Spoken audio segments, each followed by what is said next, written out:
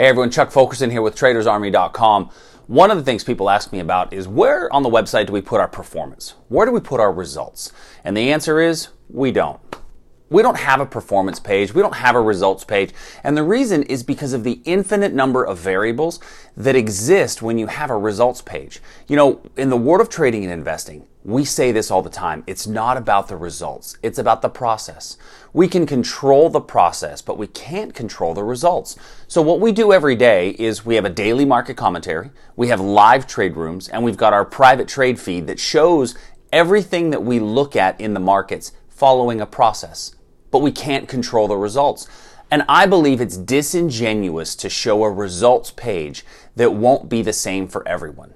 You know, there are some websites and education firms and trading newsletters where, you know, they've got these picks from the pros that show all of these trades. And all of these trades show that they've made a $30,000 profit in the last month. Well, that doesn't mean you're going to get a $30,000 profit. So there's so many variables to look at that it pays to focus more on the process than it does on the result. So let me give you an example.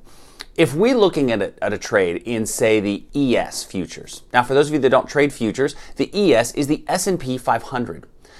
In order for you to get the exact same results as me, you've got to take the exact same number of contracts. You've got to get into the exact same price. You've got to get out at the exact same price. Your market has to get filled at the exact same price to the tick in order to get the identical results.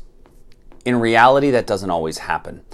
Everybody is different. People are like unique little snowflakes, and everybody's going to be a little bit different, and everyone's going to have a little different risk tolerance. They may get in a few minutes later or a few seconds earlier. They might take a bigger position size. They might take a smaller position size. And that's assuming that we're all going to trade the same vehicle.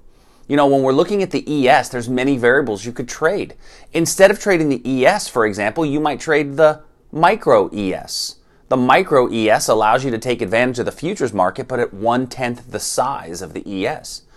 Or you might trade options on the ES. Maybe you buy an ES call or sell the ES put. Or maybe you don't trade futures at all. But you still want to use the future as an opportunity to take advantage of the stock. So instead of trading the ES, maybe you trade the SPY.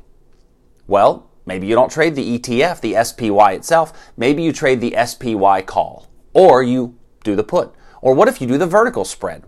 But maybe you just choose to do the index because you like the taxation benefits that index options provide. So you do the SPX instead of the SPY.